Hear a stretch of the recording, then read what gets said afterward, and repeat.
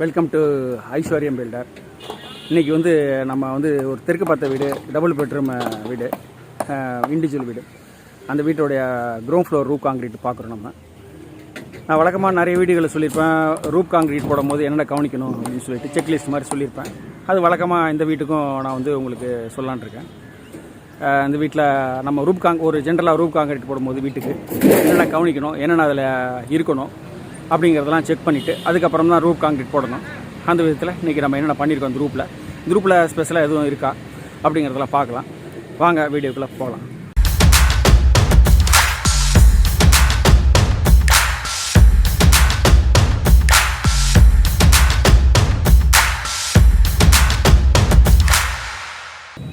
இந்த எறும்பு வந்து தெற்கு பார்த்து வீடு கட்டுது. என்னென்னா தெற்கு பள்ளமாகவும் வடக்கு பக்கம் உயரமாகவும் பண்ணுது. எதனால காற்று இப்படி அடிக்குது. காற்று இப்படி அடிக்கிறதுனால எதிர் திசையில் பண்ணால் அது விழுந்துடும். அதுக்காக என்ன பண்ணுதுன்னா காற்றை பேஸ் பண்ணி காற்று வர திசையில் அது இதோட வீடை கட்டுது. இப்போ பார்த்தீங்கன்னா தெற்கு பக்கம் வந்து தாழ்வாக இருக்குது. அப்படியே போய் வடக்கு பக்கம் வந்து உயரமாக இருக்குது. நேற்றுலேருந்து கட்டிக்கிட்டு இருக்கு. பார்க்கலாம், நான் இருக்கிற வரைக்கும் எவ்வளோ கட்டுதுன்னு பார்க்கலாம்.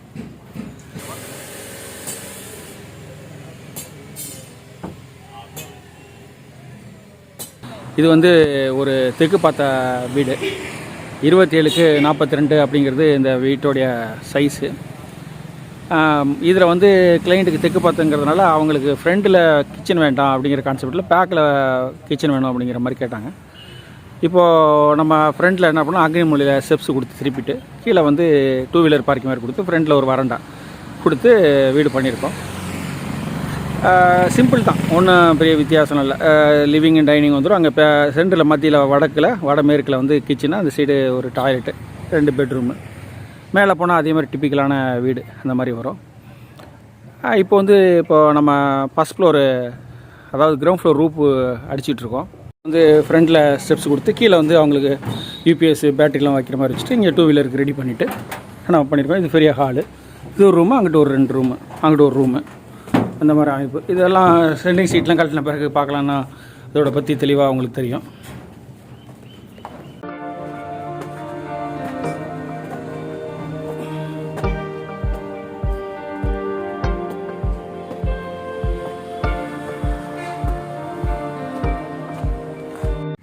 இது ஒரு பெட்ரூமு, இது பெரிய பெட்ரூம் அப்படியே வந்துடும். இதில் வந்து இங்கே டாய்லெட் வருது கீழே, அதனால் சங்கன் ஸ்லாப் அடிக்கிறோம். கீழேயும் டாய்லெட்டும் வருது, சங்கன் ஸ்லாப் வருது. இந்த இடத்துல கீழே ஒரு பெட்ரூம் இருந்துச்சு. இப்போ மேலே வந்து இந்த இடத்துல நம்ம வந்து கிச்சன் மாதிரி கொடுத்துட்டு இது ஒரு பெரிய ஹாலு. அப்போ அந்த சைடு வந்து அவங்களுக்கு செமி கவர்டு டெரஸ் மாதிரி கொடுக்குறோம். அதாவது பார்ட்லி க்ளோஸ்டாக இருக்கும், அன்க்ளோஸ்டாக இருக்கும், பர்குலர்ஸ் மாதிரி வரும். அந்த மாதிரி கான்செப்டில் ஸ்விங் மாதிரி போட்டுப்பாங்க. அந்த மாதிரி அமைப்பு. இதில் வந்து பால்கனிஸ் வருது. அந்த எலிவேஷனை பேஸ் பண்ணி இந்த அமைப்பு வருது.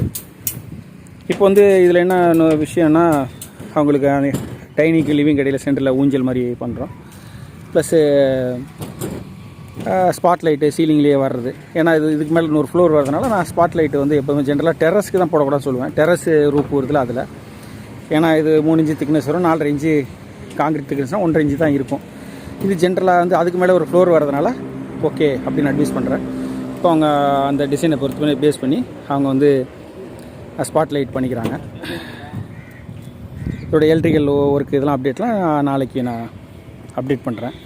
அது மாதிரி ட்ராப்ஸ் இறக்குறது, எலிவேஷனுக்கான விஷயங்கள் பண்ணிக்கிறது, அது மாதிரி அடுத்த ஃப்ளோருக்கான வாலில் கன்சல்டிங் கொடுக்குறது எல்லாம் பண்ணுறோம். நம்ம ஒரு டெரஸ் கான்செப்ட் வர்றதுனால என்னன்னாக்கா, இதில் வந்து இப்போது இந்த ஃப்ளோர்லேருந்து இந்த ஃப்ளோரை 6 அடி இறக்கி அடிக்கிறோம்.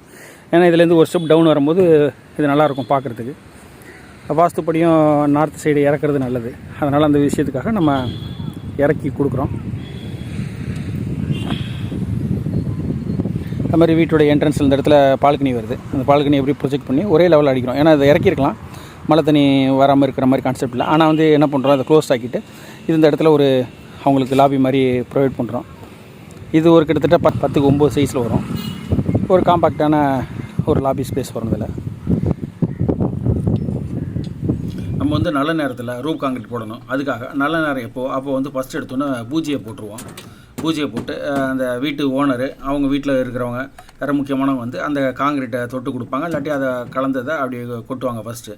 அதுதான் ஃபஸ்ட்டு ரூப் காங்கிரீட்டுக்கு வீட்டு ஓனர் வந்து இல்லை வீட்டு ஓனர் உறவினர் யாரோ ஒருத்தன் அந்த தொட்டு கும்பிட்டு கொடுப்பாங்க. வராட்டி கூட பரவாயில்ல, நாங்களே மேஸ்திரிங்களே அது பூஜை பண்ணி அதை வந்து ஃபஸ்ட்டு நல்ல நேரத்தில் ஒரு சட்டி அந்த காங்கிரீட்டை கலந்து ரூப்பில் போட்டுருவோம். அதுக்கப்புறம் நேரம் பார்க்க வேண்டியதில் நல்லா அன்றைக்கி ஃபுல்லாக அன்றைக்கி காங்கிரீட்டை போட்டுருவோம். எப்போது எந்த ஒரு வேலையும் பண்ணும்போது காலம் நிறுத்தும் போது அது மாதிரி காங்கிரீட் போடும்போதெல்லாம் ஒரு வாட்டியும் ஒரு சூடனை கொளுத்தி சாமியை கும்பிட்டுட்டு தான் வேலையை பண்ணுறது வழக்கம். இப்போது அவங்க பூஜை பண்ணிவிட்டு அந்த எலுமிச்சம்பழத்தை அதை ஒன்று திசை சுற்றி போட்டாங்க, ஒன்று வந்து அதில் பிழிஞ்சு ஊற்றுனாங்க. அதே மாதிரி பார்த்திங்கனாக்கா துண்ணூறு எடுத்து எல்லா ரூமுக்கும் வந்து தெளிக்கிறாங்க பூஜை பண்ணுறதுக்கு முன்னாடி. அதான் பூஜை பண்ண பிறகு ரூப் போகிறதுக்கு முன்னாடி எல்லா இடமும் அந்த துண்ணூரை வந்து தெளிக்கிறாங்க.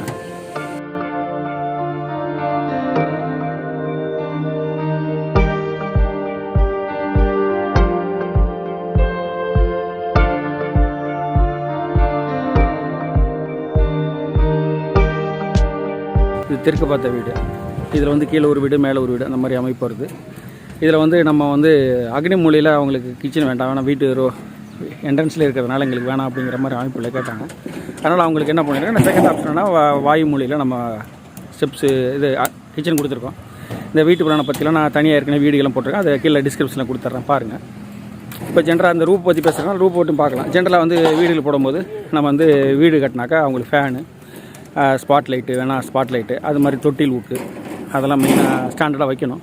இது இல்லாமல் அவங்க அது ஊஞ்சல் ப்ரொவிஷன் பண்ணிக்கிறாங்க, அது மாதிரி சிசிடிவிலாம் பண்ணிக்கிறாங்கன்னா அதுக்கான ப்ரொவிஷன்ஸும் நம்ம கொடுக்கணும்.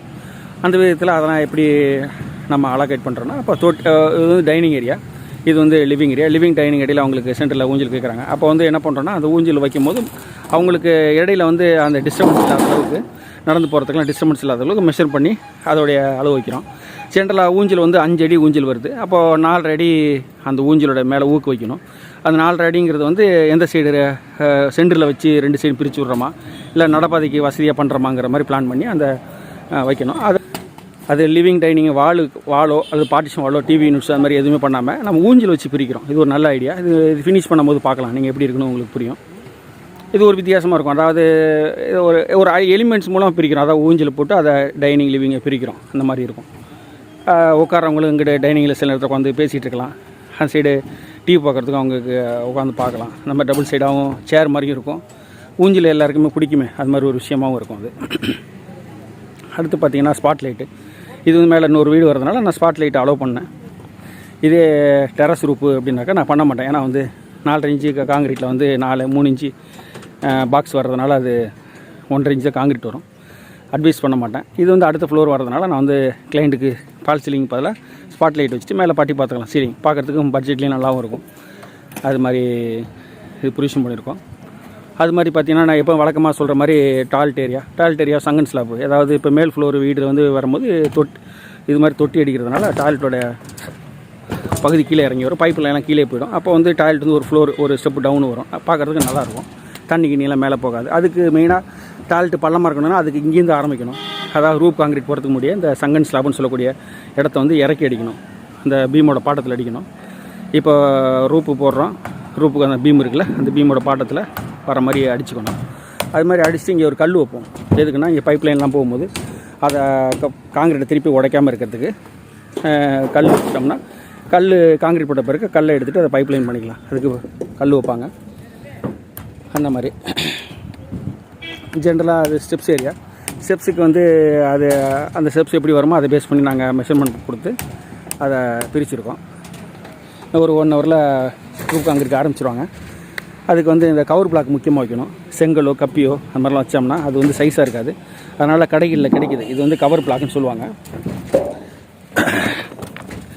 இந்த கவர் பிளாக்கை வாங்கிட்டு இது ஒரு சைஸ் ஹைட்டில் இருக்கும், இது ஒரு வெயிட்டில் இருக்கும். அது மாதிரி பார்த்திங்கனாக்கா இது மாதிரி 3 விதமான வெயிட்டில் இருக்கும். இதை வந்து நம்ம எதை பேஸ் பண்ணிக்கிறோமோ அதே மாதிரி எல்லாம் ஈவனாக வைக்கணும். கவர் பிளாக் அந்த கம்பிக்கும் அந்த ஷீட்டுக்கும் இடையில் வைக்கணும். வச்சோம்னாக்கா ஒரு ஈவனாக இருக்கும். காங்கிரீட் போடும்போது அது வந்து இந்த காங்கிரீட்டை வந்து கீழே சென்டரில் கம்பியை தாங்கி பிடிச்சிக்கும். இந்த மாதிரி அது மாதிரி ஒயரிங் பைப்பு, எலக்ட்ரிக்கல் பைப் வந்து நார்மலாக வாலில் போடுற பைப் இருக்காது. இது ஸ்ட்ராங்காக இருக்கும். இந்த காங்கிரீட்டுன்னு கேட்டு வாங்கணும். அந்த மாதிரி பைப் வாங்கி போடணும். ஏன்னா மேலே நடப்பாங்க, மேலே ட்ராலி ஓட்டுவாங்க, அப்போல்லாம் உடையக்கூடாது. அது மாதிரி விஷயத்துக்கு ஸ்ட்ராங்காக இருக்கும் பைப்பு. அந்த மாதிரி எலக்ட்ரிக்கல் பைப் வாங்கிக்கணும். அது மாதிரி இன்னொரு விஷயம் என்னென்னா, ஒரு பாக்ஸ்லேயும் நம்ம வந்து இது மாதிரி பாக்ஸில் வந்து டேப் ஒட்டிக்கணும். ஏன்னா அதில் காங்கிரீட்டு உள்ளே போயிடக்கூடாது, தண்ணி கிண்ணி இப்போ உள்ளே போயிடக்கூடாது. அதனால் காங்கிரீட்டில் எல்லா இதுலேயும் வந்து நம்ம வந்து பாக்ஸில் வந்து டேப் ஒட்டிடணும். அது ஒரு முக்கியம். அது மாதிரி ஏழை எக்ஸ்டெண்ட் பண்ணுற பைப்லையும் பார்த்திங்கன்னா இது மாதிரி டேப்பு ஒட்டிடணும், தண்ணி கிண்ணி உள்ளே போகாத அளவுக்கு. இதெல்லாம் மஸ்ட்டு கரெக்டாக கண்டிப்பாக பண்ணணும். எலக்ட்ரிக்கல் ஒயரிங் பண்ணும்போதெல்லாம் யூஸ் பண்ணாமல் எங்கேயுமே ஹோல் விட்டுறாமல் பண்ணணும். அது மாதிரி இன்னொரு முக்கியமான விஷயம் வந்து, நம்ம வீடு கேண்டிலிவர் பண்ணுறோம் அப்படின்னா கேண்டிலிவர் பண்ணும்போது கன்சீல்டு பீமு வருதா, ஸ்பேன் அதிகமாக இருந்தால் கன்சீல்டு பீம் வரும். அப்போ வந்து அந்த பால்கனி வரும்போது அங்கேயும் கன்சீல்டு பீம் வரணும், இந்த கொடுத்துருக்கோம்ல. அது மாதிரி அதுவும் மஸ்ட்டு, ரொம்ப முக்கியம். அது மாதிரி இந்த எங்கெல்லாம் வீட்டில் ஃபஸ்ட் ஃப்ளோரில் வால் வருதோ அந்த இடத்துல கன்சீல்டு பீம் வரணும். இதில் பீம் வருதுல்ல, இதில் வால் வரப்போகுது. அதனால் வந்து மேலே வர்றதுனால இங்கே கன்சீல்டு பீம் வரணும். அங்கெல்லாம் காலம் கொடுக்கணும் அவசியம் இல்லை, கண்டிப்பாக பீம் கொடுக்கணும், கன்சீல்டு பீம் கொடுக்கணும். அதாவது கீழே ஒரு வீடு மேலே ஒரு வீடுன்னு வரும்போது பிளான் மாறும். அப்போ வந்து அவங்க வீட்டில் உள்ள கீழே கட்டு வேலை இருக்கிற மாதிரியே மேலேயும் கட்டு வேலை வரணும்னு அவசியம் இல்லை. அப்போ மேலே உள்ளவங்களுக்கு அவங்க தேவைக்கு தகுந்த மாதிரி கட்டு வேலையை மாற்றும் போது அங்கெல்லாம் எங்கே கட்டு வேலை வருமோ அதுக்கு ப்ரொவிஷன்ஸாக நம்ம வந்து மார்க்கிங்கில் நம்ம பண்ணி அதை அந்த கன்சீல்டு பீம் கொடுக்கணும். அந்த பலகை மறைச்சிட்டுல அதை கன்சீல்டு பீம்னா ஒன்றும் இல்லை. பீம்னா வெளியே தெரியும், காங்கிரீட் போட்ட பிறகு. இது வந்து ரூப் போட்டாலும் பீம் தெரியாது, அது உள்ளுக்குள்ளேயே மறைஞ்சிரும், ரூப்புக்குள்ளேயே மறைஞ்சிரும். அந்த மாதிரி ஒரு பீம் தான் கன்சீல்டு பீம். அந்த பீம் போடணும். இது வழக்கமாக நம்ம போடுறோம். அப்புறம் எலிவேஷனுக்கு தேவையான அளவுக்கு ட்ராப்ஸ்னு சொல்லுவாங்க, அது கீழே இப்போ இறக்கும், நாங்கள் கம்பி விடுவோம். எல் ட்ராப்னு சொல்லுவாங்க வேறு. அது மாதிரி பொசிஷன்ஸ்லாம் கொடுக்கணும். அது இன்னும் கொடுக்கல, இப்போ கொடுப்பாங்க ஆளுங்க. அடுத்து நான் ரூப் அப்டேட் பண்ணும்போது அதுவும் பார்க்கலாம். நீங்கள் ரூப் போகிறதுக்கு முன்னாடி இந்த விஷயங்கள்லாம் கண்டிப்பாக பண்ணணும். அது மாதிரி சிசிடிவி கொடுக்குறாங்கன்னா சிசிடிவிக்கும் ஐடியா இருக்குது, இப்போயே பண்ணிக்கிறாங்கன்னா இப்போயே அவங்க பொசிஷன்ஸ் கொடுத்து எங்கே டிவி யூனிட்ஸ் வருதோ அதை பேஸ் பண்ணி அங்கே லைன் கொடுத்துக்கணும். எங்கே டிவி யூனிட்ஸ் வைக்க போகிறாங்களோ அதை பேஸ் பண்ணி கொடுத்தா டிவி படம் பார்க்கும்போதே அவங்களுக்கு டெலிகாஸ்ட் ஆகிக்கும். அது மாதிரி பண்ணிக்கலாம். இப்போ எக்ஸ்டர்னல் ஹார்ட் டிரைவ்லாம் வைக்கிறதுக்கான பொசிஷன்ஸு டிவியோட பக்கத்துலேயே வச்சு அதில் நம்ம அவுட்புட் எடுத்துக்கலாம். அதுக்கு ஜென்ரலாக டிவிங்க வருது அவங்களுக்கு. இப்போ லைன்லாம் கொடுப்போம், சிசிடி லைன்லாம் அங்கே கொடுப்போம். இந்த ஊரில் வந்து என்ன பண்ணுறாங்கனாக்கா, தென்னமர சப்பை வாங்கிட்டு கீழே அடிச்சுட்டு அது மேலே பெரிய சீட்டு போடுறாங்க. நம்ம சென்னையிலலாம் நம்ம வந்து 2க்கு 3 சீட்டு சென்ட்ரிங் சீட்டே இருக்கும் பண்ணுவோம்ல, அது மாதிரி இல்லை. இவங்க வந்து என்ன பண்ணுறாங்கன்னா பெரிய சீட்டு 4க்கு 8 சீட்டு மாதிரி இருக்குது. அந்த சீட்டை வாங்கி அப்படியே அடிச்சிடுறாங்க. ஒரு ஊரில் ஒரு விதமாக அடிப்பாங்க. இந்த ஊரில் பார்த்தா கீழே நான் காட்டுறேன் பாருங்கள், அது மாதிரி சப்பையை அடிச்சுட்டு ஈவனாக அடிச்சுட்டு மேலே இந்த மாதிரி சீட்டு போடுறாங்க.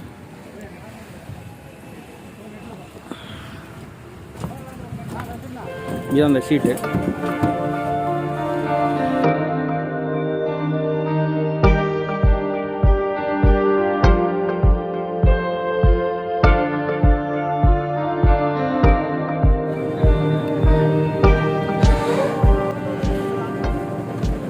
நாங்கள் சென்னை சுற்றுப்புற பகுதிகளில் கன்ஸ்ட்ரக்ஷன் பண்ணிகிட்ருக்கோம்.